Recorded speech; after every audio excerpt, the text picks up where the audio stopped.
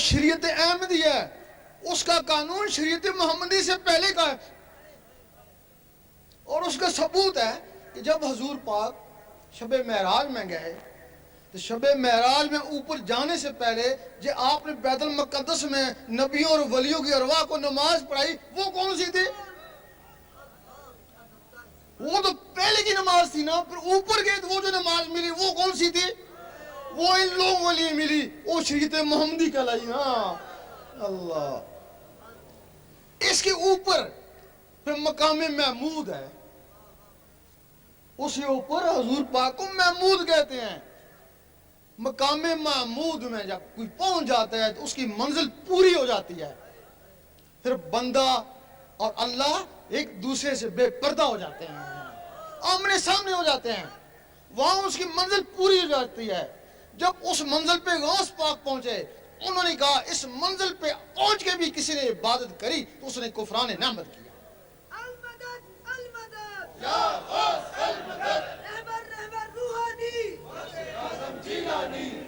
غوث پاک نے فرمایا کہ مقام محمود پہ رب کے سامنے جا کے پھر بھی کسی نے نماز پڑھی تو اس نے کفران نعمت کیا. اسی بات کے اوپر غوث پاک پہ کفر کے فتوے لگے تھے،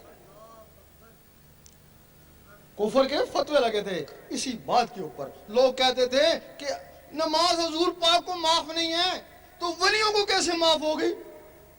یہی کہتے ہیں نا. بھائی حضور پاک کو نماز کی کیا ضرورت تھی؟ آپ تو نمازوں سے پہلے بھی نبی تھے. آپ تو کہتے ہیں میں اس وقت بھی نبی تھا جب آدم علیہ السلام کو بنایا ہی نہیں گیا تھا. آپ نے نماز پڑھی، امت کے لیے پڑھی. اگر آپ نماز نہ پڑھتے، فرض کے منگل کو نہ پڑھتے، امت اس کو سنت بنا لیتی نا. آپ نے سخت بیماری کی حالت میں نمازیں پڑھی، وہ اس وجہ سے پڑھی کہ کل امتیوں کو نزلہ زکام ہوگا تو یہ کہیں گے ہم بھی بیمار ہیں، یہ بھی نماز چھوڑ دیں گے.